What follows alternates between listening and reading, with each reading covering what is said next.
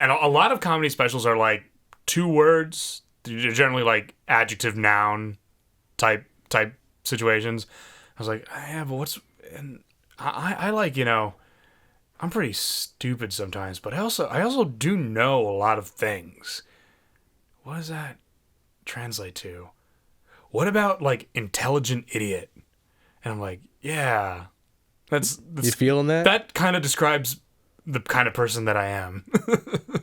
See, it seems hacky, but I don't know. It also there's something about it. I know. Intelligent idiot. Yes, I know. You've ruminated on this a long time. It's an oxymoron, so people love that.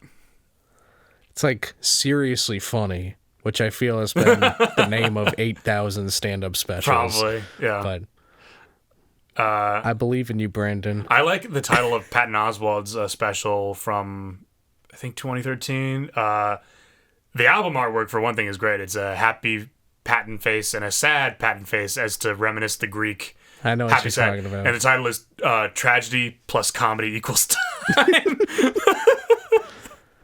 Is it true, though? Is that a truthful equation? Well, the equation as it stands is comedy plus time. Tragedy plus time equals comedy. Yeah, I was gonna say. So, but if we take the equation, subtract time. Oh, you're trying to do it that way. And subtract comedy.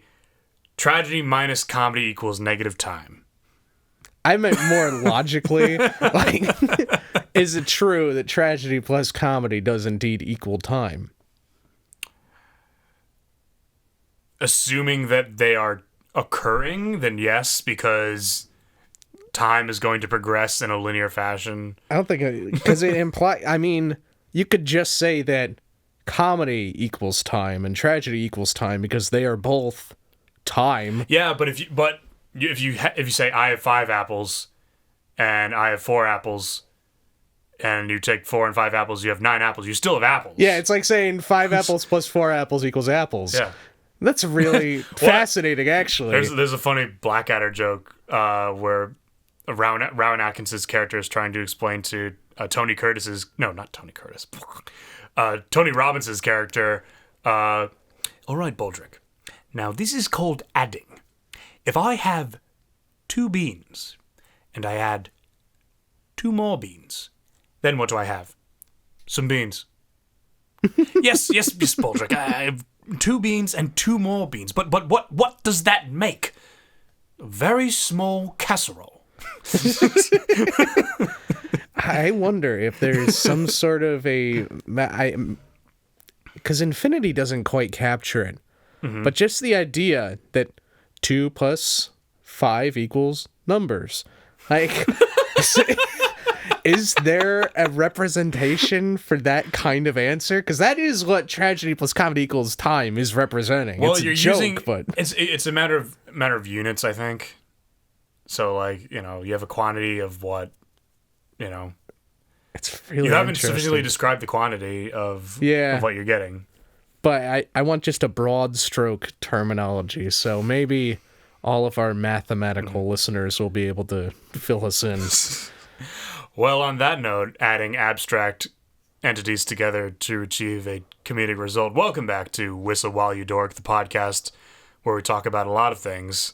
My name is Brandan Ray, and joined with me, as always, is Argo, better known as Drew D'Amelia. Is that a ref? Do we? Yes. Which episode? Episode 2, you're like, my name's Argo. Oh, that's stupid. Fuck this podcast. We referred to you as that like several times. Why? What? I don't know. The joke. You insisted on it. Maybe it was so stupid. Past Drew's an idiot. I don't know. Like maybe it's so bad that it's good. I don't know. Well, this may just be because I haven't thought of which segment we should do as a recurring segment. So let's just dive right into a fuck here this week. All right. Wow, I'm nervous. Oh yeah. Have you not thought of something? It's been a while since we've done a podcast here. Yes, it has. And Willikers, Brandon, I'm full of the flutters, as they say. Okay. You cracking your knuckles like that. You got to do that shit in the mic, baby. Ugh, why did I say that? I'm wearing the headphones. I guess I'll start if that's okay with you. Then No, I want to start. fine, go. All right, so have you? No, you should start. I'm sorry. You should start. I'll explain why later. Sure.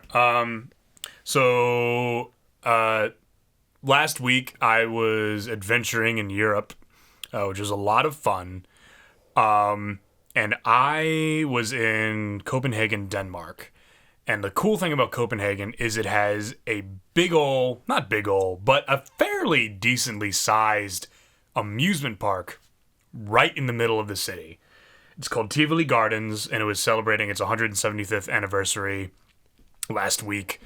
The amusement park, like I said, it wasn't that big. It had like a decently sized roller coaster and a bunch of other stereotypical amusement park rides. I went with a friend who I met there, and I realized I had not gone to like an amusement park and like gotten some real legit thrills in about 6-ish years. So the fact that it's been that long? That fucking long. Dude, you gotta have your thrills and chills. I know. And that's why I had it all out at once. So I'll say this, like, I used to be scared going on like roller coasters or thrill rides for like the first time, but you know, after the ride's done, you know, you have a blast, and then all you want to do is go on that again. So going on, well, two things really. The first thing I went on was the bumper cars, and these were bumper cars that like have the wire coming out the back, extending into the top. And we were on there for like a very long time, and it wasn't like a go around in a circle. It was really just chaos, just bumping into everyone everywhere. And it was a mix of like adults with their children and younger kids and me. So like the way it works is like you turn the steering wheel. If your steering wheel is turned to the right ish, then that means you're like in a forward progress. But if your steering wheel is turned to the left, then you're in like a reverse. So when it started off, like I think my steering wheel was weird, so I was only going reverse. I'm like, oh, what's happening? There's no gear shift on here. So I'm like, but then I spun my wheel. I'm like, oh, it's like you gotta turn it a certain way. And there was a point thing on the screen, but I don't think it was working properly. But needless to say, like I wrecked some people. Like I was like a bumper car drive-by shooting person. Like wow. I would collide into someone, immediately reverse, and speed off to go ram into someone else unsuspectingly. And I had a fucking ball on that. And that was just like the first of it. And then I think the next ride I went on afterwards was, if you're familiar with any of these rides, I think there's one at Universal, and there's definitely one at the Great Escape too. One where you go up, like, and you're in like a hexagon type shape. You get to the top. Oh yeah, and it drops you down. And I hadn't been on one of those in a while. I saw people go up on this one. I'm like, wow, that looks really cool. I bet you get a good view of the city from there. And like, I don't know. I think younger me probably would have been hesitant to go on it, and maybe like without some like legit coaxing. But me, I was like, I will admit I was pretty nervous to get on this. So I'm like, I'm gonna do this. I'm gonna get on it. I'm gonna have a time of my life. I get on next to some younger people, and you know that you strap in, and you know you go up a bit, and then you start going up like at an elevator pace, and you go up. I've never been on one that like went this high, and like we got to be up there, like can see for miles and miles and miles in a lot of places. And you know, we stopped at the top, and I think part of the reason why I am so willing to get on like these otherwise rather scary rides is like, I just really don't care about living or dying a lot anymore. Maybe that's an inaccurate way to say it. Like, if I'm gonna die in an amusement park ride at this point, I'd thought is like, fuck it. Like, it would suck, but I'd be like, whatever. So we get You're becoming more of a risk taker. more of a risk taker, yeah, a little more cavalier. So we get to the top, and I know it's like a sort of 5-second countdown, so I'm just admiring the view, and then they drop us down, and like inadvertently, like the noise that came out of my body was just like a like an ecstatic like Jeff Bridges in Fearless, like being brought back to life after he tries to kill himself with like a strawberries because he has an allergy, like being brought back to life from like the brink of like, I don't know, an emptiness. Just like, it was really energizing. And then I wrote it a second time and it felt the same way. So yeah. So your fuck yeah this week was that you went on thrill rides for the first time in a while. First time in a while, and just like had a real like bam kind of experience. Did you go with anyone, or you were just going on your own? No, that the person I went with, she really didn't want to ride the really big rides. Now I've been there. I lived 5 minutes away from the New York State Fair, which is really cool. Yeah. So I didn't have anyone to go with one year. The only year that I was living 5 minutes away from it. So I'm like, fuck it. I'm so close. I'm just going to go alone. Did you walk there? Nah, I drove. It would have been kind of crazy to walk it, but it was fine. I had a lot of fun, and I don't have a lot of friends that are necessarily willing to do thrill stuff like that. Yeah. And I wasn't gonna travel across the world with you unless you were like, I'll pay for everything. I'm like, okay. Now, bear in mind, there were some rides at this amusement park that there were like 2 that I didn't go on that I just knew were that I'm sure I'd be fine in them and maybe I'd like have a really good time, but just they looked nauseating just to look at. Like, it's one thing to be scared when you're on a ride. It's another thing to be like, fuck, I'm going to spew my guts over these people. Oh, another thing. There's another really cool ride where it just spun you in a circle, but, you know, you'd get the sensation of, like, zero gravity, like, as you'd go up, and you go... But this thing, what was really cool is, like, there was a fountain under you, and as you approach the water, like, you look like you're going to get splashed, but the fountain would cut and the water would drop out. So, but every time we reached like the apogee of the ride, I would dab. Oh God! I want to cancel the podcast right tool. now. Just the one time, but yeah. Anyway, tell me about the state fair. That was fun shit. Mm-hmm. I mean, I like the stuff where you look at it and go, oh, that's nauseating. That's what I want to ride the most. Yeah. The ones that have no safety regulation codes. I'd like to feel safe, but I like the stuff that's really intense. I like that stuff. And would you go to the New York State Fair? Sure. Is July, August? It's happening right now, I'm pretty sure. Oh. Maybe. Well, actually, no, yeah, I saw a TV spot for it. I'm going on Saturday. Next Saturday. Yeah, maybe. If you want to. I got a couple people coming with me. Yeah, maybe. Let's do it. I only invited the 2 people. Well, you 2 respond to texts, so let's because everyone else is just, they like sitting on a couch or fucking whatever. I don't know. What's the admission price? Is cheap as shit. Cool. If we went on Labor Day, which I wanted to try to do, it'd be $1. Yeah. Which is amazing. Yeah, well, I forgot it's Labor Day. I'll have to see if I have plans. I might. I can't go on Labor Day, though, because that's the Adventure Time series finale. And I thought that happened. No, not yet. Oh, but I gotta see it. Man. I literally, I can't go on Monday. You have to see this shit live. My plans are Adventure Time series finale. I'm hoping for a huge anticlimax. Oh, why? Why would you hope for that? Because I don't know. It seems maybe like in the spirit of the show. I'm bummed because I haven't watched any of it since like season 2. Years ago, they reported there's going to be a movie. So for a long time, I was thinking there's going to be a finale, but it's probably going to be open-ended enough because there's going to be a movie coming out. But then I looked up reports on it recently. Not that there was really anything definitive, but basically someone that was working on the show said, yeah, this is never confirmed. Like, what? Oh, come on. Like, I really wanted that to happen. And maybe it will down the line, but I'm confused. I don't know if I'm supposed to look at this finale as, is this the end? Is it over forever? Yeah. Or is there going to be another really big chapter to really finish things off? I don't know. And it's almost maybe for the better, because it'd be very sad if I knew, okay, this is it. Yeah. A fave show. It's gone. It's going away.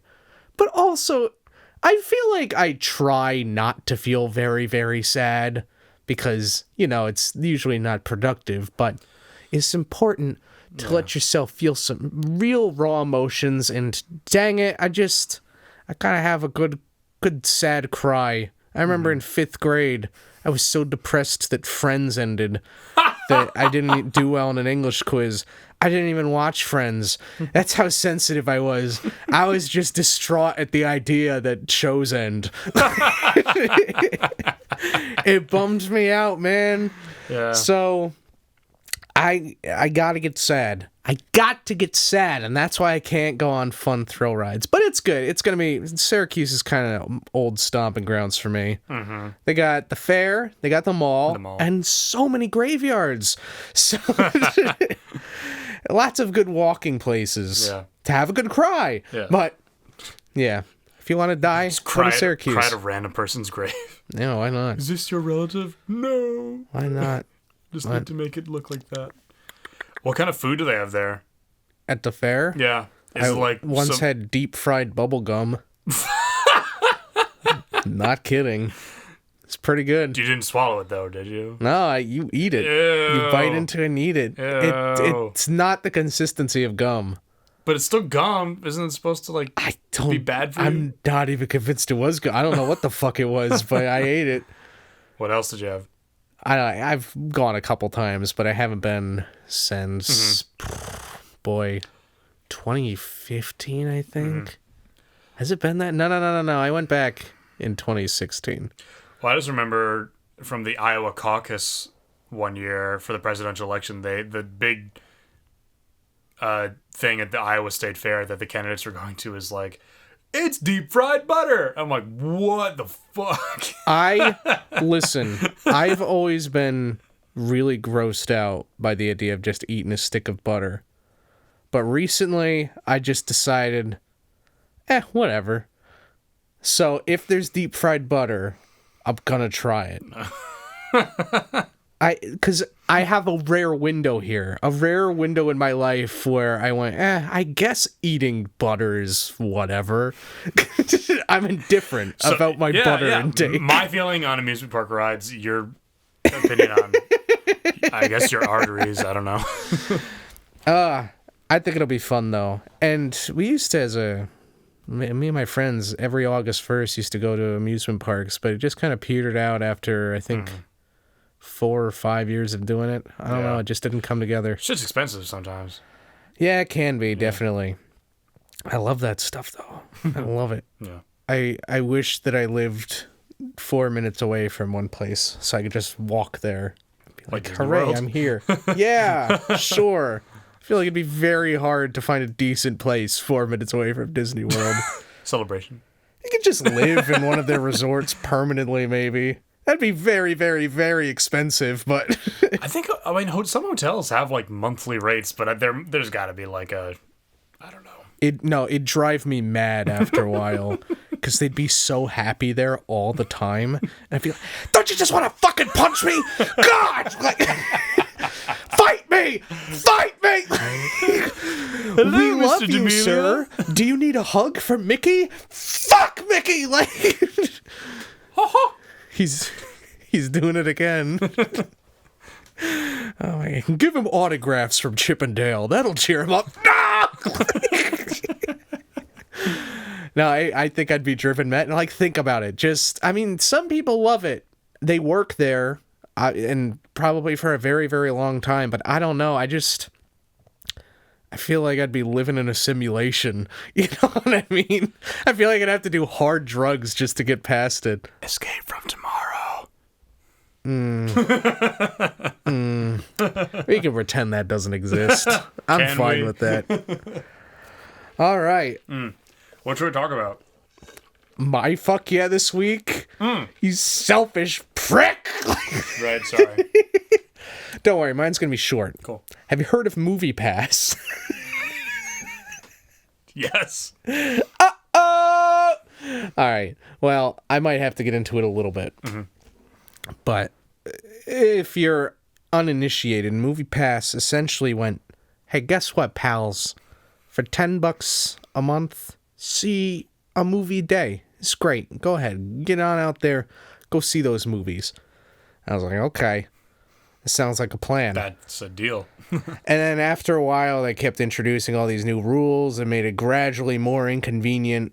And it was still technically beneficial at a certain point. But then they introduced a new plan where it was just pretty bad. Like, hey, how about still $10, okay? And instead of, 30, 31 movies a month, what about 3? Does that sound good? Like, no. Okay, cool. Wait, what does that mean? We're gonna do it. Shit. So on August 15th, they started rolling these things out, these new plans. And my billing cycle started on August 13th. So I'm like, all right, I have 2 days, and then I'm going to have to deal with 3 movies a month. Then I found out it doesn't actually hit you until your next billing cycle.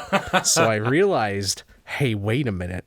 I'm still going to be able to see as many movies as I want until the 13th of September. Now, given Movie Pass is so fucking awful to use these days because movie times will disappear. They give you a schedule saying, these are the only movies that you can see. Is that cool with you? So you basically have to see 10:30 p.m. You have to see unpopular matinees on like Tuesday. But it's a fuck yeah, because I have a whole month where I can just bleed them as dry as possible. It's not the most potent fuck yeah, because I originally had a plan where I was going to systematically play by their rules and still see a fucking movie a day. But I have a life. Yeah.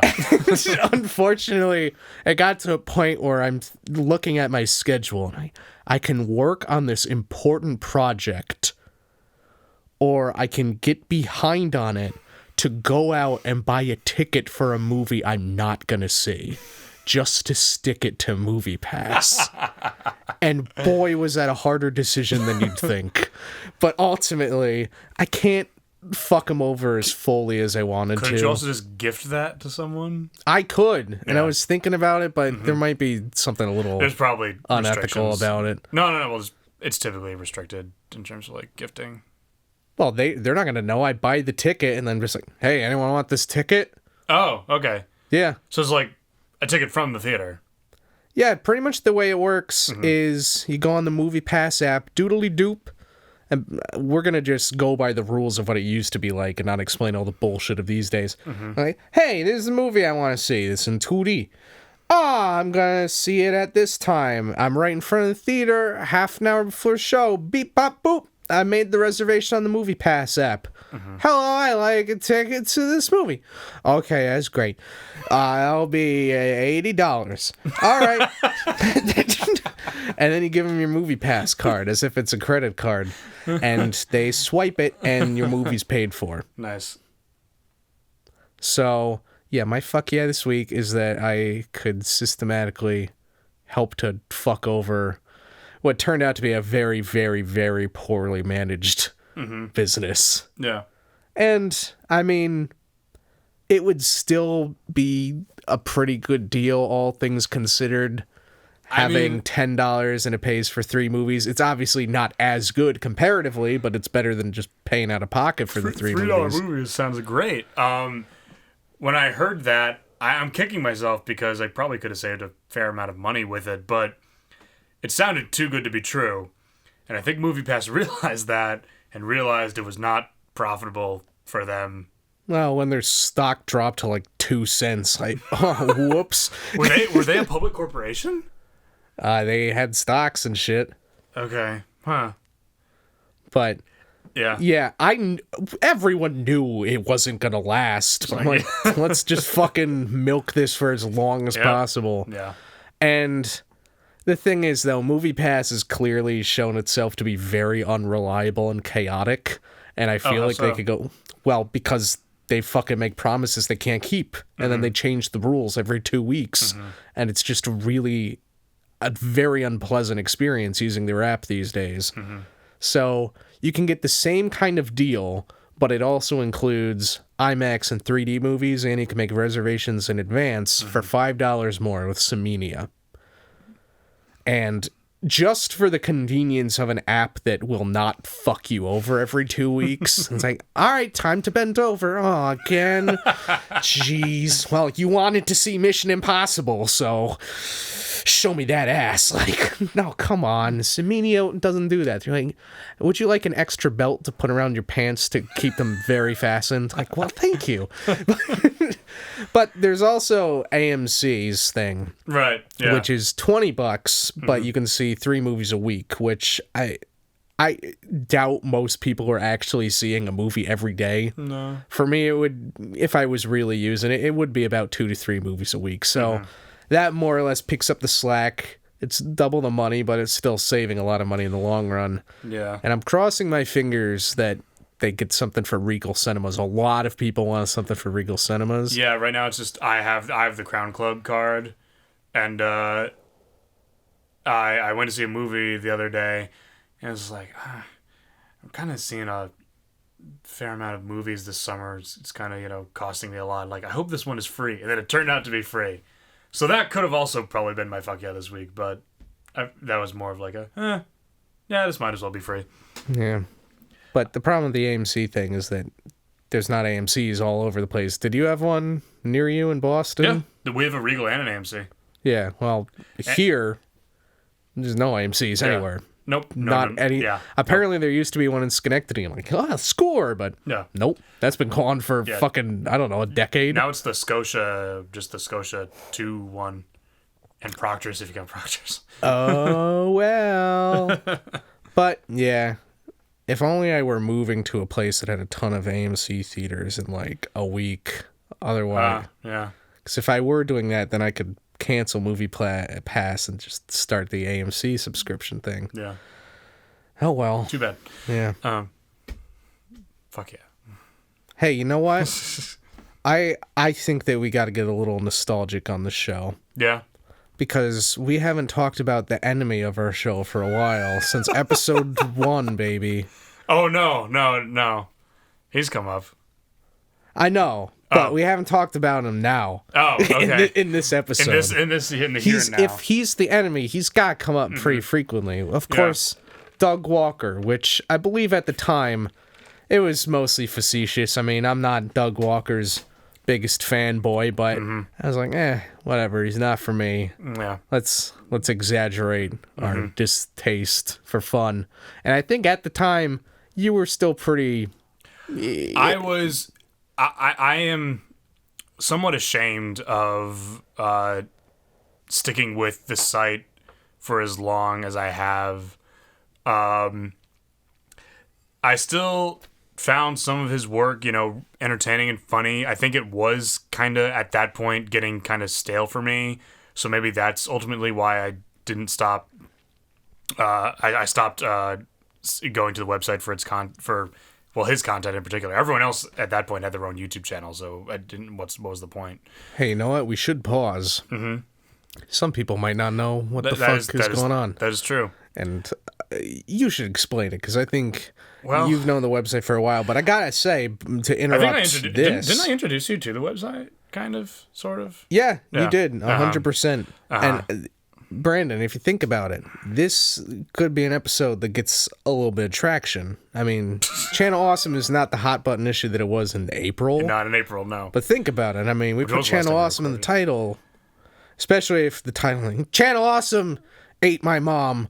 Like, I don't know, man.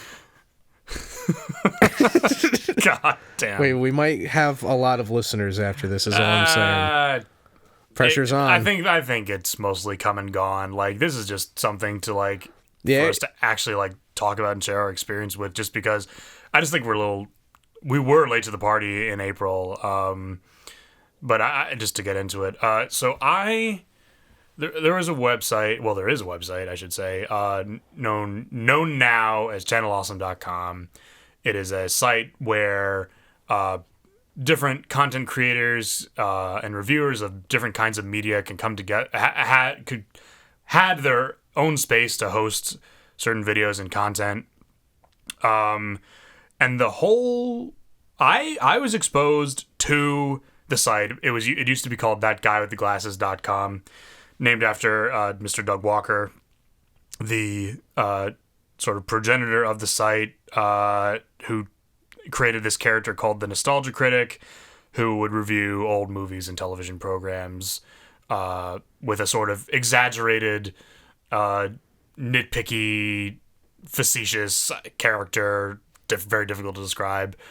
And that got its start back in, I think, his first couple episodes, I think, were like in 2007, I want to say. Real early days of YouTube. But I think he got booted off of YouTube because of copyright claims.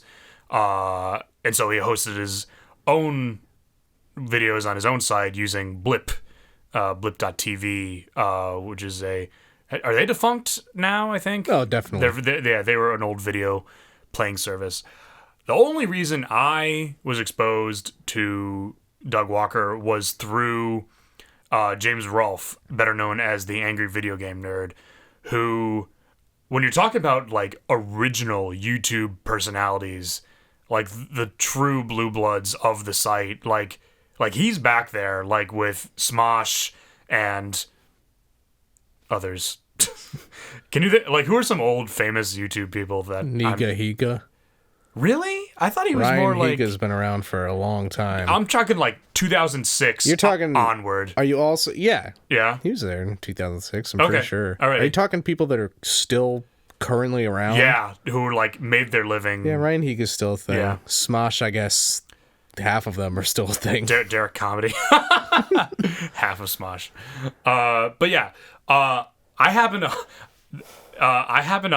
on James Rolfe's content when it was actually in 2007. I was on YouTube one day before getting on the bus for school in middle school, and I saw like the Angry Nintendo Nerd reviews Back to the Future. I'm like, oh, I like Back to the Future. It's a good thing. And it was the video game for the NES, and it was a really old episode of his, but I laughed my ass off. So I went to school, and then I came back and was like, yeah, I don't want to watch some more of these videos. I watched, like, as much of his content that I could, and just, like, I was laughing so hard that I couldn't breathe. Like, I had never seen someone use vulgarity this much before, make these kind of pop culture references, like, dive into media and criticize it that much. Like, it was... I found it, at that time, immensely entertaining. And I still follow his content. Fast forward like several months, and like he and Doug Walker, the Nostalgia Critic, had like a fake feud, sort of, like one claiming to be better than the other. And wait, hold up. So how did you discover the critic through?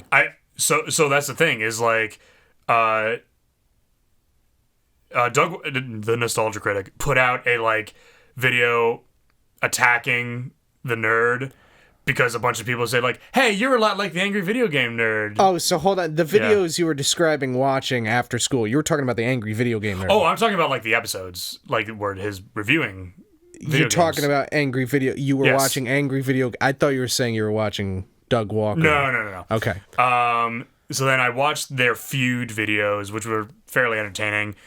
And I was like, do I want to watch his videos? Like, no, not yet. Or I'm like, no, not right now.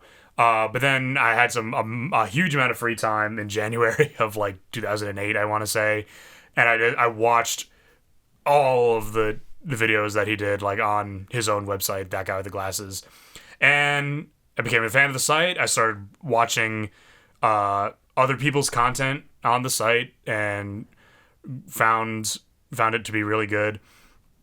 And and like, yeah, from like '09 to like 2011, I want to say, like, it seemed to be all fine and dandy, but then people started having issues with like mid-roll ads and like the videos, and like there was some trouble behind the scenes on several crossovers they did. There is a document out there somewhere on the internet describing all of the issues that the content creators have had with the website, and suffice it to say, it probably wouldn't help us to go into like some of the detail now, but needless to say, a lot of their criticisms of the site and its management, I think, are very well founded. But at the same time, like, while all of that was going on from like 2012 to 2013, it was sort of,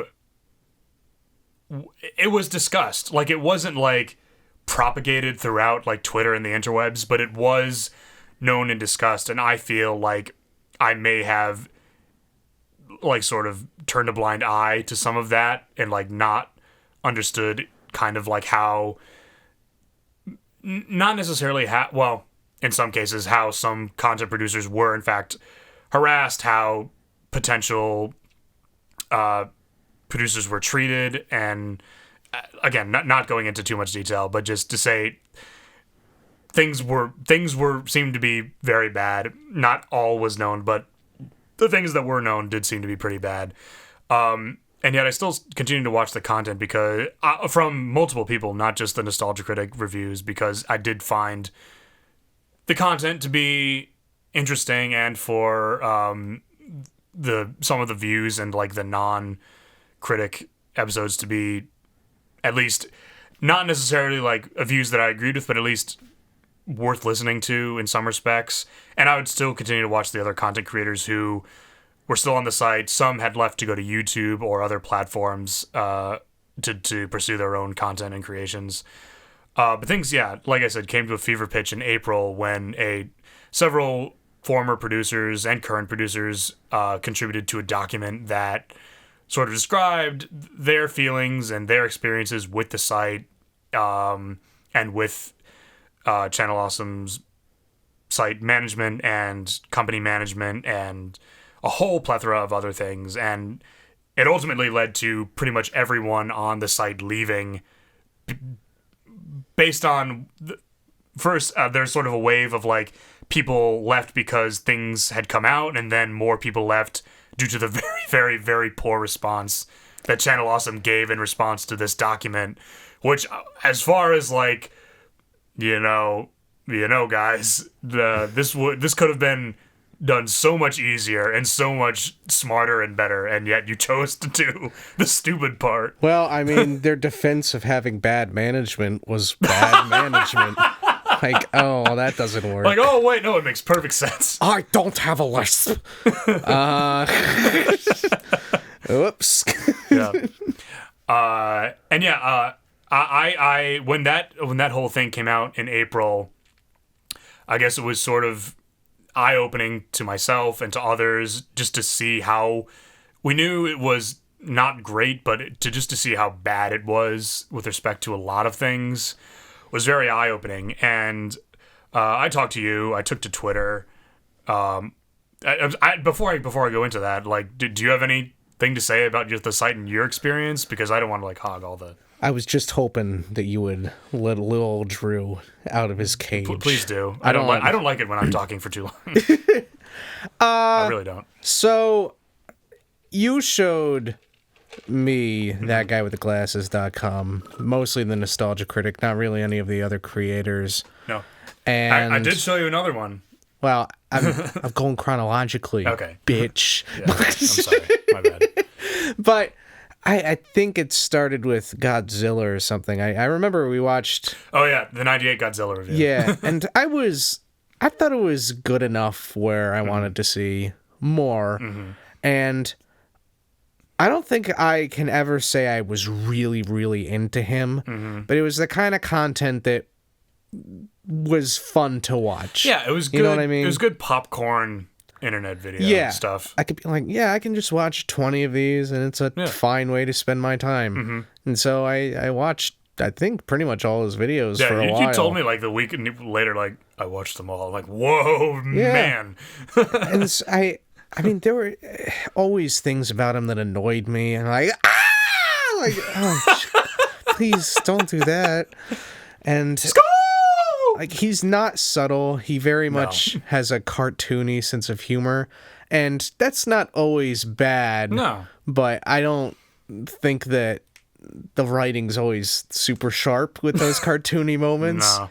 There sometimes it'll just, and one thing he does that really bothers me, and this is a fascinating thing, and it's probably something that's outside of him, but he'll tell a joke and there'll be a 1 to 2 second pause before it moves on. And I've heard him say in behind the scenes stuff, he does that for the laughter. You got to make sure. Well, yeah. And yes, in theory, that does make sense. You don't want people laughing, but then it goes on. Like, oh, I got to shut the fuck up. Mm-hmm. But if you're not laughing, which I usually wasn't, boy, does that just hang there like a wet fart. It does hang there, but I mean, that's going to be true for any comedy, you know? They always have beats. Yeah. You know, even like the Marvel movies, you know? Like, they'll have beats for jokes. And it's certainly a nitpick. Mm-hmm. And, I mean, I like his energy. Mm-hmm. He clearly had hustle. Mm-hmm. Ultimately, I think what impressed me the most were the anniversary videos, because I just thought it was... I didn't even watch almost all of the creators, but there was something really meaningful, I guess, and familial about the idea of just all these people being a group and just making this big movie, and not just 5 people or 7 people. We're talking 30 or more than that. Scores of people. It was really... I just hadn't seen anything like that, and the fact that it was very grassroots, you know what I mean? Well, that first one, for sure. Yeah, it felt like, wow, this is something I could do, and it inspired me. It definitely inspired me, and it definitely made me want to go watch more people. Yeah. I don't think I necessarily... I think I was watching Nostalgia Chick for a while, but that was about it. I was watching Lindsay, I think. Yeah. You introduced me to Todd. I really liked Todd. That was like... Todd didn't join the site until I think early 2010 or 2011. Yeah. And then I saw his like top 10 worst hit songs of 2011 and be like, let's see what Drew likes music.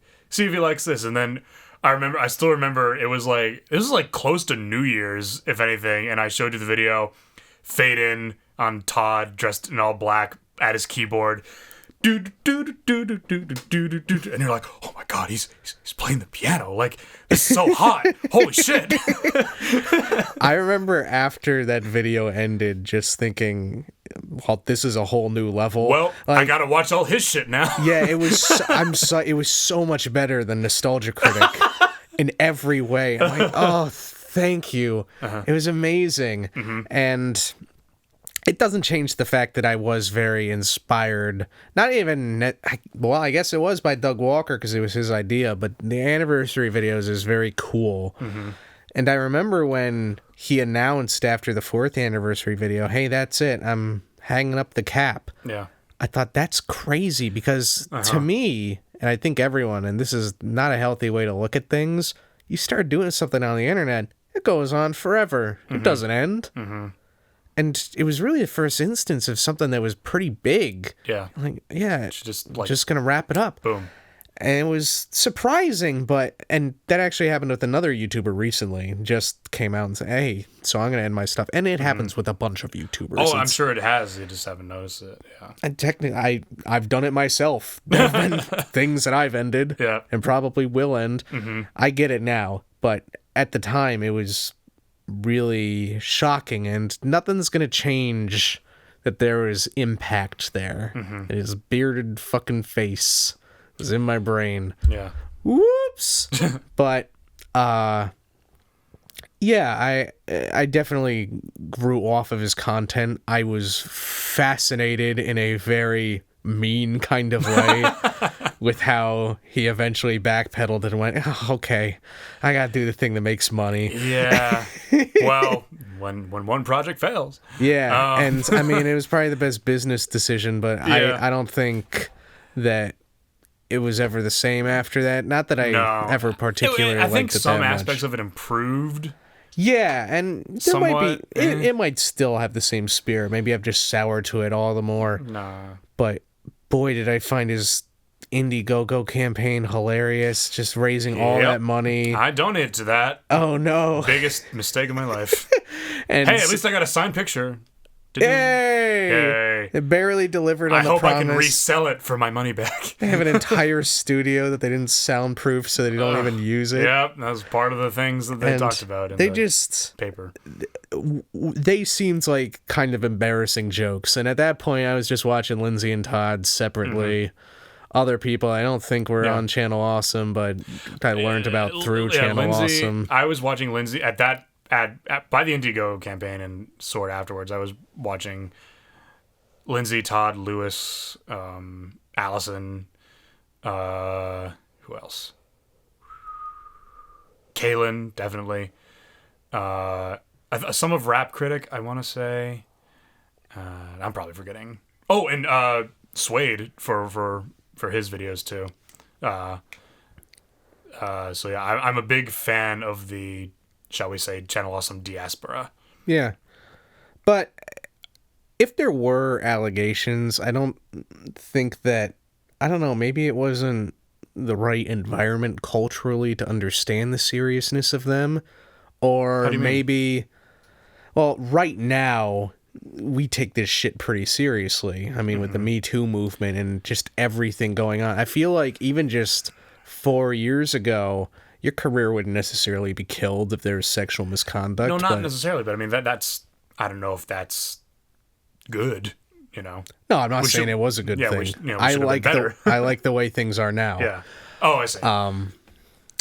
So, yeah, maybe it was just a case of culturally we weren't there yet, or maybe it's just not loud enough, or what I think is what happened is I read it and it didn't seem that serious. I went, well, okay, this person had a bad experience with Channel Awesome. They kind of seem like idiots anyway after this Indiegogo thing, but it didn't seem like, I mean, I'm like, well, yeah, I'm not watching them. I'm not paying attention to them anymore. And truthfully, like, some of the things, like, didn't come out in the open. Like, there were things that literally no knowledge of until they were put out there. Maybe from my perspective, I was thinking I'm already alienated, so it doesn't matter. Well, that's the thing is, like, was I not alienated, like, soon enough? Like, should I have done more at the time? Like, I feel like I should have. Yeah, I mean, like, or done more. What does that even mean? Like, I should have maybe, like, taken a step back and, like, reevaluated. Is like, can I continue to support this given what I know and what happened in some cases? And I guess that's on you, you know what I mean? No, it is. And I'm not saying that as a blame thing, but just I wasn't there because I didn't read that news and think, but I love this website. I was already like, yeah, well, fuck it. Yeah. Basically, I had already left Reddit and went like, well, I'm glad I left. Yeah. But definitely, I mean, I can't say that I'm happy to hear about all the other news that came out. It's devastating. Yeah, it's a bummer. And some few things are just it kind of horrifying. Because when they were being idiots that were just kind of it was affecting themselves and making them look stupid.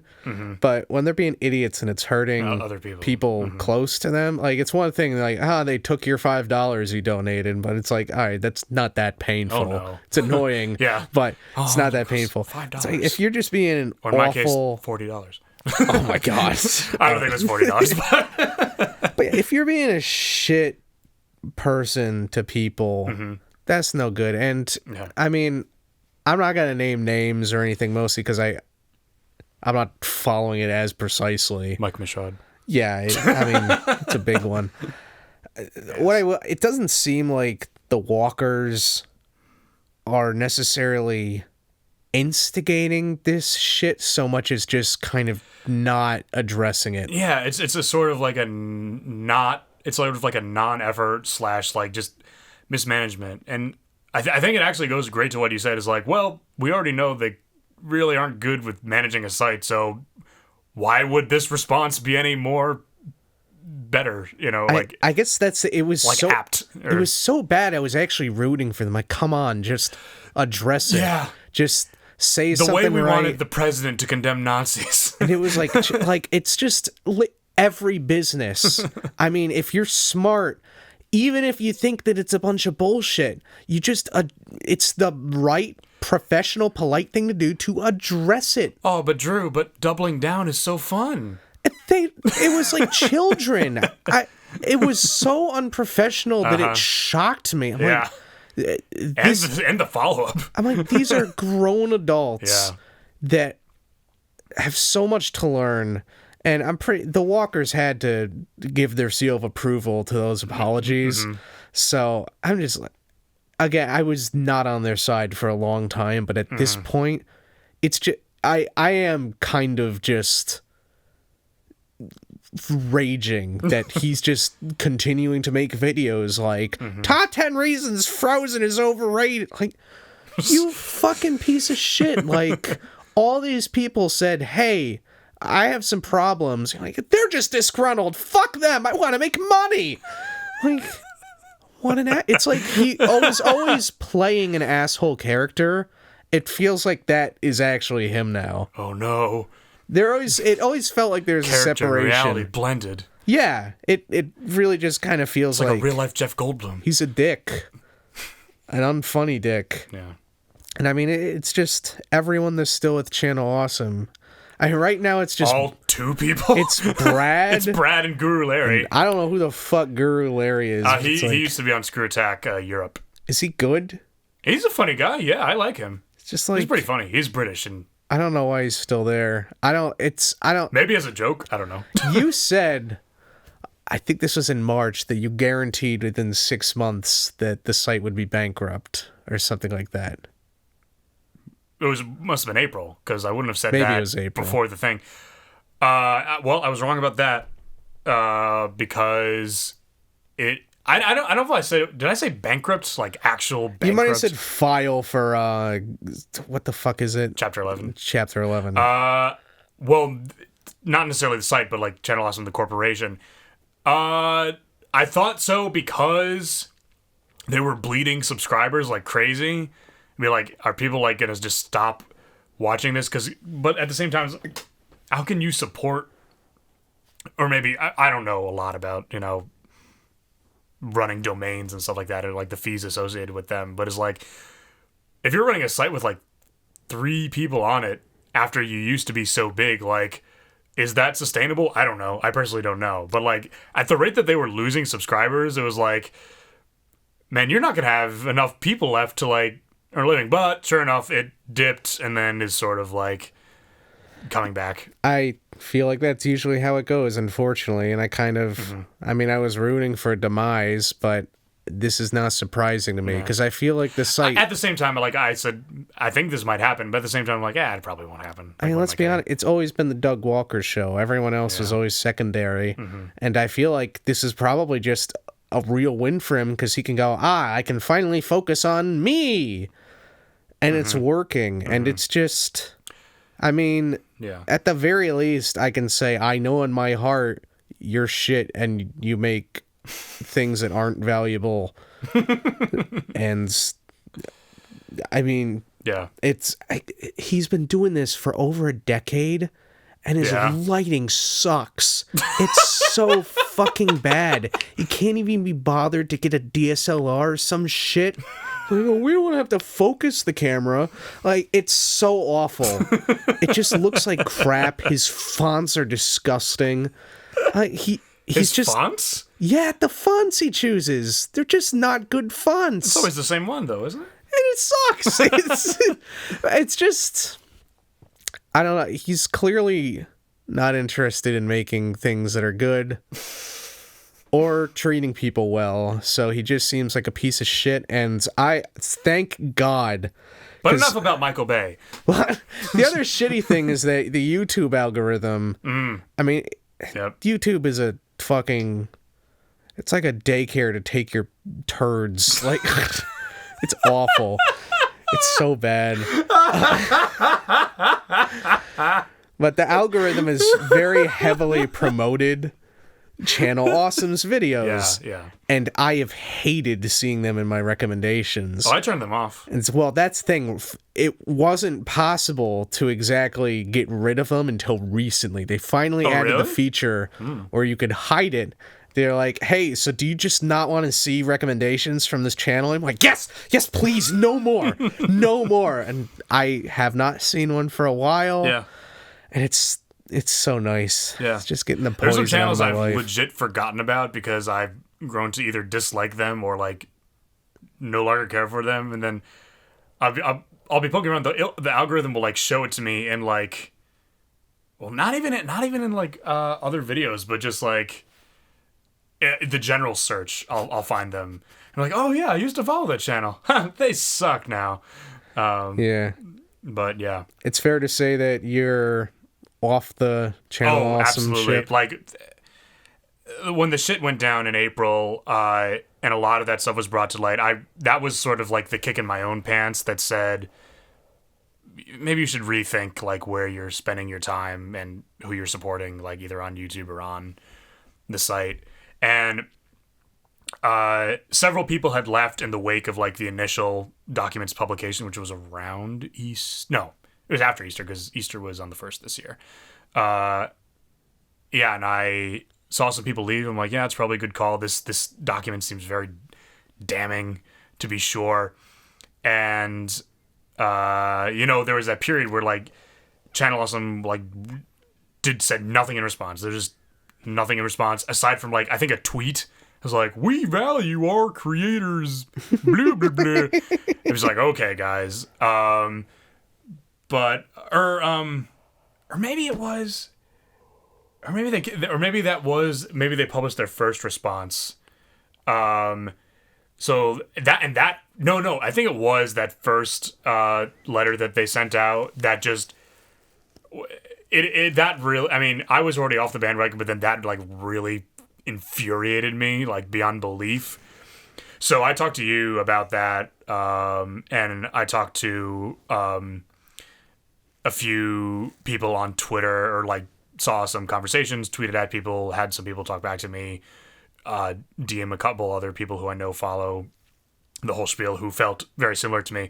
So I put together a sort of open letter with some of the feedback that I'd gotten from them and sort of sent to a few of them to like sort of get their own input on just an open letter from the fans, or I guess former fans of the site and of really the content creators at large, just to say how disappointed we were, how much more we expected of them, how disappointed we were obviously in the things that had come to light, but also just how the response was just this was not cool, you guys. Like, this was really bad. There's no other way to describe it with just really, really negative words. And sure enough, I drafted that up with the help of everyone else. I got it into a working form.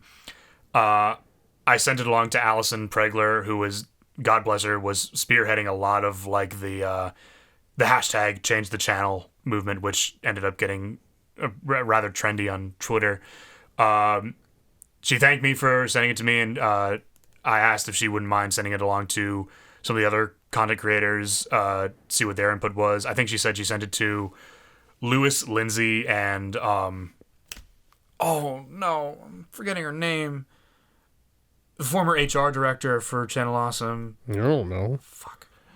Oh, her, who is, from what I can tell, just the sweetest woman, and was really, really mistreated at the hands of Mr. Michaud and the Channel Awesome management at large. But she I think had a look at it too, and then Allison got it back to me and said, "Oh yeah, they all took a look at it. They said it looks nice." So, and I'm like, okay, I think I want to just go over, just make sure, double check, triple check before I like make this open to the public. And then there was also the matter of like, oh, how am I gonna like sort of distribute it to the public? Am I gonna like tweet it like line by line by line by line. That seems kind of weird. Maybe I should create my own Google Doc.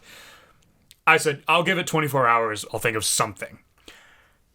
24 hours later, 10 to 12 people announced that they're leaving Channel Awesome. I'm like, whoa, this got really big really fast. Because up until this point, like a few people had left, and the response was, the backlash was generally like pretty negative, but it's just like, you know, man, this looks like weak. It seems like an opportunity for like us as the fans to like say something, and I certainly felt angry enough that I wanted to say something, and then that shit happened, and I'm like, whoa, this got really really really big, like really fast, like with this kind of exodus.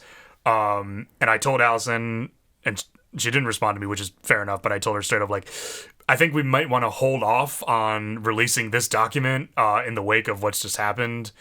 And I meant to go back like a week later to like try at it again, but I think in between then and then, or like a week later, like everyone but Brad and Larry had left.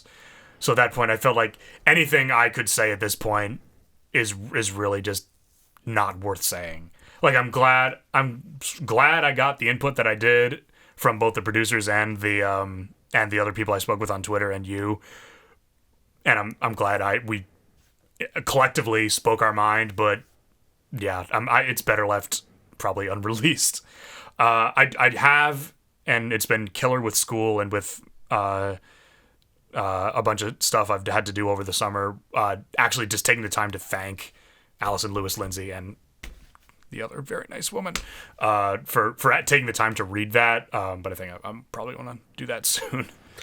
Well, and I think maybe actually, maybe not at all, because it was months ago, and I'm sure they'd rather move on from this shit. I was thinking the same thing. I think that we all want that poison out of our lives, which is why we dedicated a whole episode to it. If y'all are listening, I know you're not, but if you are, Lindsay, Lewis, Kaylin looked at it too, I think, or maybe Lindsay didn't look at it at all. If she did, thank you, but I think it was definitely Lewis, Kaylin, and former HR of Channel Awesome, and Allison. So greatly appreciated you guys for looking over what we wrote up.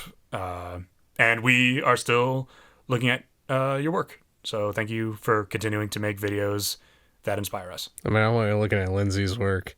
You don't watch Allison's too? No, it's Lindsay and Todd. Okay. That's it. I wasn't summarizing. Well, that's literally it.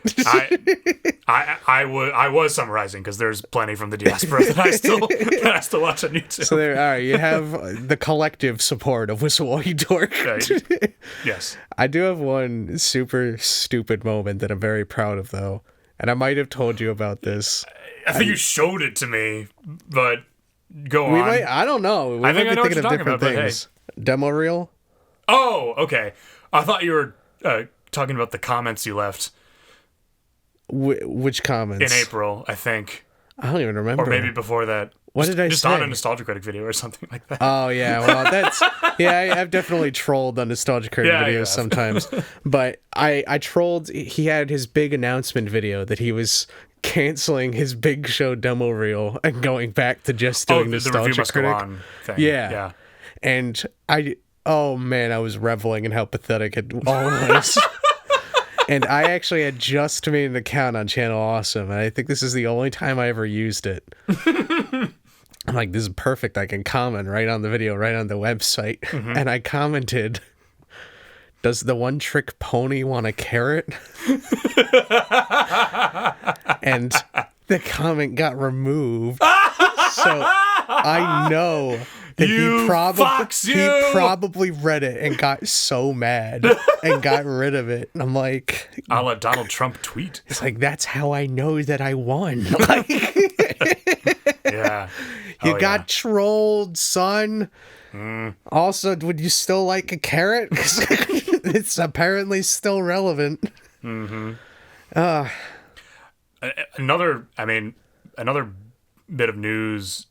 It's somewhat topical, and maybe not really, but I'm on Twitter now more than I usually am, and I hate that I am. But that being said, when the document was released in April, like one of the things that Allison and others kept saying is like, please, for those, but this is before everyone left, but for those that are continuing to stay, like, saying to the fans, like, don't give them shit. Like, they have their reasons for staying, be they financial, be they whatever. Just don't, like, go after that shit. I was looking at Twitter, and I follow Brad Jones, the Cinema Snob, who is still on Channel Awesome, and people were, like, harassing him, criticizing him, like saying all this horrible shit to him, and just tweet after tweet after tweet, and he just keeps telling them, leave me alone, leave me alone, leave me alone. And it's all about like, you betray these people, you stayed with Channel Awesome, you this, you that. Just it was basically YouTube drama just off of YouTube, more or less. And he said like he like quoted a tweet at something, and like that, this is the tweet that like really knocked my socks, was like, these are the kind of people that are why my wife and I had to move. So I think someone somehow reached out to his mother, and someone ended up, I think he said, called his grandmother and like threatened to sexually assault her. And to which I said, Christ almighty, like that is really, really fucked up. And it's amazing how people are still on about this 5 months later. And when I say people, I mean like fans of the site, quote unquote, who choose to do this shit. And of course, you know, Twitter won't remove their accounts, won't take the tweets down of the horrible things that they said. No, of course not, because why would Twitter do something that makes sense? No, it's the marketplace of ideas. Like Twitter and YouTube are in bed with each other. Oh yeah? Swapping, hey, how do we suck? How do we make it worse, but also worse? They're just sharing ideas. Like, wow, we can both make each other pretty bad. But yeah, thus ends the Channel Awesome saga. I mean, it sucks because it's probably just going to keep growing even without all those creators. But the good news is, at the very least, those creators are free. They are free. Some of them are getting pretty successful, but I know there's some that I haven't even heard of, and some are more or less struggling. Yeah, I'm worried about them because they probably had stability, or at least some form of it, with Channel Awesome, and now it's harder, and I wish them well. My advice is, even if, and I sort of feel weird saying this, but even if you don't watch their content, just to help the YouTube algorithm, like if you can find the members of the diaspora who are on YouTube now, just find their channel, subscribe to them, try to get them, you know, as much algorithmic exposure as possible. You know, you don't have to go out and support them on Patreon. I support a few people, but you know, I feel like that's the least you can do in some cases. Yeah, it's weird saying. I'll say this much: like Channel Awesome was much of my high school and like later adolescence. So it is weird to say goodbye to something like that, but it also feels right. I've said goodbye to other YouTube channels. I've said goodbye to other websites before. Like I watched The Angry Video Game Nerd, but then I'd watch his videos on screwattack.com and YouTube, but also Screw Attack. I'd watch the gaming content that they'd produce, and I kept pace with it for a while, then sort of ducked away. Then they got like their own legit YouTube channel, and I watched a bit of it, but then it just turned kind of, I don't know. I got the sense that, I don't know, behind the scenes, like, I don't know, like maybe these creators are not the kind of people that I want to be supporting or following. So I bowed away from that site as well. And I did that rather easily. So turning away from things you like, I guess I'm finding out, is more and more easy nowadays. All right. Yeah. Leaving behind things that brought us joy. Yeah. All right. Fading into nothingness like Bing Bong. Well, oh, geez. I mean, it mostly, I feel like it just makes more sense for content creators to have their own YouTube channels these days. At this point, being a part of a big website, just, I mean, YouTube is that website, even if they're watching over your turds. But, yeah, the one thing I'll miss is the idea of the anniversary thing. The anniversary thing, and just, it's kind of lost when you don't have the website. The idea that there could have been this community of people to cross over with each other rather easily.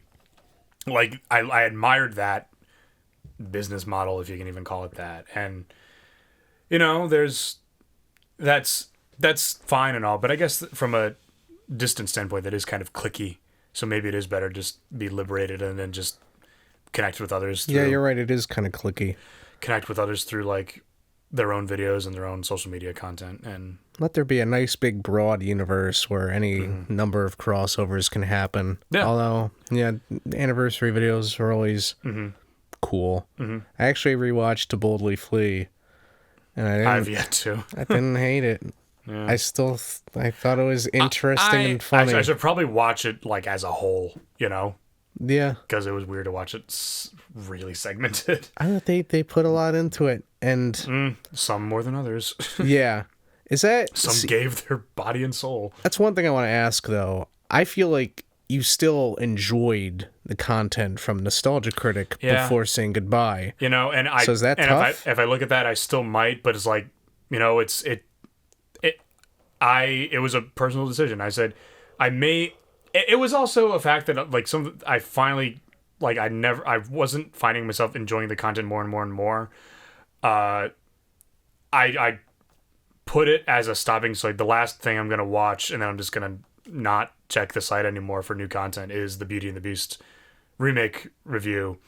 And I didn't want to watch that just because I wanted to see like his take on it or something like that. I want to watch every single video I can that just lays into that fucking piece of fucking shit. Get ready, Brandon. I hate it so much. I will watch someone I don't really like lay into it. Like if Logan Paul made a video criticizing the new Beauty and the Beast movie. The enemy of my enemy. The enemy of my enemy. He's my friend. The enemy of the poison fruit is, I guess, an okay guy. Dude, I will one of these days really, really go into it. Great. Just so you know. Okay. Put it on your calendar, okay? Okay. Well, you're not doing it. No, my calendar's my phone. Okay. You have a phone? Get your phone. It's out of battery. Oh, shit. Well, here, you can log in on my phone. Is that how it works? No, thanks. Now, how long have we been talking? I don't know. You tell time. me. Yeah, we'll just make this a longer episode. I don't know. Any more thoughts on the awesome channel?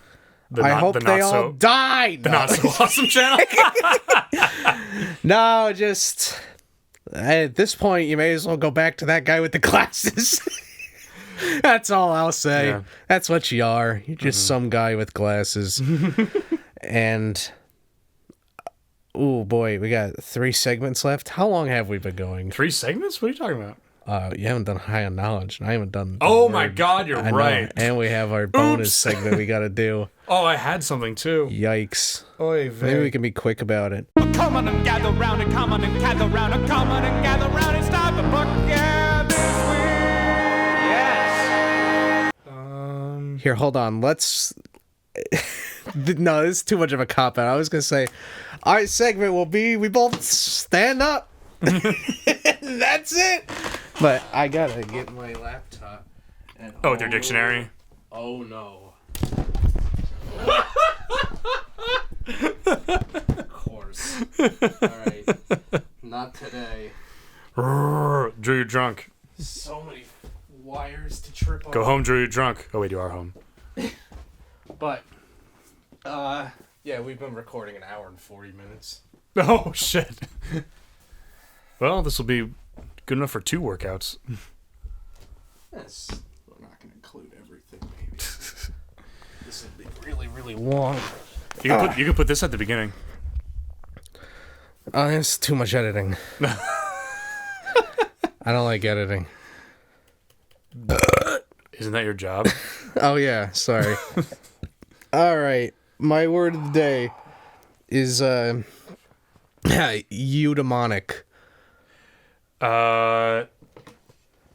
Something made without memory? It's without something, I imagine. No. Fuck. EU, right? EUD?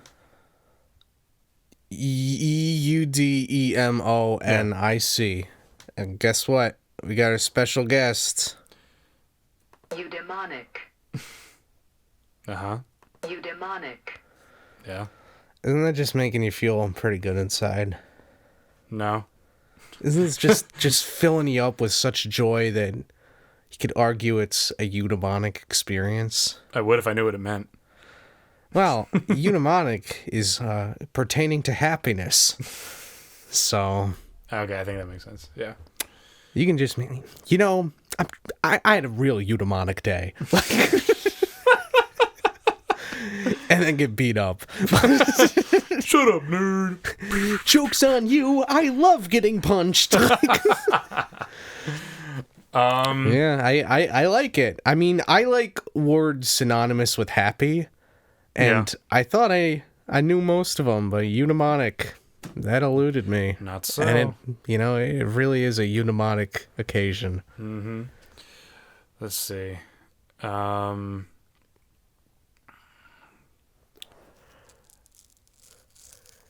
I suppose I can share this. I edged my beer into the mic. I'm sorry. That's fine.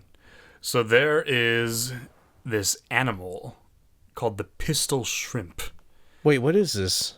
This is high on knowledge. Excuse me. Oh, phew. Sorry. Oh, God. I gotta do the segment intro. So there is an animal called the pistol shrimp. It has one claw that's larger than the other. And it has a muscle that opens... No. A muscle that opens its claw and a muscle that resists an opening of its claw. And it effectively, because of that, it can create such a force that it can close its large claw incredibly quickly. So quickly that if it's underwater, it will create a small air bubble in the water that, or like a vacuum, that the water pressure surrounding it will immediately fill in and then shoot out in like a jet stream line from where the vacuum had collapsed. And the pistol shrimp does this to like stun its prey. Now that's fine in like a fish tank that you like have in your room, but because these are ocean dwelling shrimp, and if they do it on like the bottom of like the part of the ocean where they live, if they close their claw, they'll have a vacuum form, but then that's the entire weight of an ocean, several, potentially hundreds of feet down, that will just collapse onto it and create an air pocket bubble that'll just shoot out and potentially just kill their prey instantly. And the thing about that air bubble is that bubble, at least for a very tiny fraction of a second, will have a temperature hotter than the surface of the sun, because the molecules are all rushing in so fast. Well, is the surface of the sun hot? Yes. Oh, jeez. Yeah. Oh, man. Yeah. I know you'll have to cancel your vacation there now. So. Sorry. Yeah. I don't know why I guess you're going with me. Our vacation's ruined. We might as well be walking on this. I have an idea for a spontaneous segment that I just thought of. I don't know if you're going to be on board with it. Probably not. Want to try to take the journey with me? You can veto it if you want. What is this, a consulate? Yeah. Come on, maybe it'll make you eudaimonic. Shout out to my Latin friends who got that. Time traveling. Uh-huh. We're going to go back in time and pick how we would correct one thing that we didn't like in our lives. Maybe a decision that we made that wasn't very good. I'm sure you've thought, like, what would I do differently if I could go back? Only every fucking day of my life. Yeah, okay, this will be easy then. Well, I'll pick something stupid. But, man, and we got a lot of years that we can work with. Mm-hmm. So, you want to go first? I can go first. You go first. Oh, man. I haven't thought of anything specifically, but you're right. There's a lot of ammunition here. Yep. I suppose... Oh, boy. Seeing Cars 3 in theaters. No. No, that was an important experience. But... One that I do regret. Ooh, you're on it. Maybe something in high school. Sure. We we did plays, something about plays. Yeah. I don't Do you know. regret writing our director's name into the set because then you No. had to do it each time? Nope. That was great. But maybe something in terms of, I want to say, because I get really nervous when I sing publicly, which is really interesting. Because you're good. But I don't know. Better than me. But I still get nervous is the thing. So like I go back in time like, no, here's how you do it. Like you're even worse than you were in the past. Like, so, oh man, do you have one like right now? Yeah. All right, I don't know. I'm having so much trouble here. Like I know there are moments that just sting when I think of them. I regret it so. Okay, all right. I have like pangs of pain. I've Like, got one. These are some things that are either just very, very embarrassing or just very, very hurtful that I know were to other people. So This I'll be going with the former. okay. Actually, I have one. Mm-hmm. It's gonna be kind of offensive. What's this segment called, by the way? But time traveling boys. Okay. But this is pretty bad. Originally, I was just thinking of like anything in my past where I remember it and I go, oh, geez. And the first thing I thought of that was relevant to that is I remember I was going to an after-school place and there's this teacher that was really strict. I was really bothered, and at one point I wrote a note, and it was just to vent. It was for myself. Mm-hmm. I wrote that note and I put it in a cubby and I forgot about it. And it was discovered months later, and I got in trouble for it. But I don't exactly regret that. It sucked, but it's like I didn't intend for anyone to read it but me, and I was just venting, so I don't really regret it. Mm-hmm. But that did remind me of something else that happened at this after-school place. It was pretty bad. Oh, so the writing it wasn't the thing. It was the anniversary of 9/11, and Okay. this is like a pretty... 9/11 was pretty recent at the time. Okay. And, you know, the counselors there were just kind of talking about it, you know, because it was especially weighty and emotional at the time. And I think someone had shared a story about how, oh, like, yeah, I had an uncle that was supposed to get on the plane but didn't get on the plane. And someone else shared a story about someone who was right near the building and things like that. And unfortunately, we were all dumb fucking kids for the most part. And let's just say our imagination started to run wild here with 9/11 stories, and we were just trying to like top the story. Like, oh, I had an uncle that was a fire person, and like clearly at a certain point it got to be a lie. And I remember mine, like, My father was President Bush. at a certain point, the story I told, and I don't remember it too clearly, but there's one detail I do remember is that, oh my God, I'm so embarrassed by this. There was a relative or someone I knew that, oh my God, that was driving away from tower as was falling and got away just in time before a tower fell. And in my brain, I'm picturing the tower falling like a domino, not collapsing downward, but that's not how buildings like someone fall. tipped it over. And at that point, the counselors, like, they knew these kids are so full of bullshit.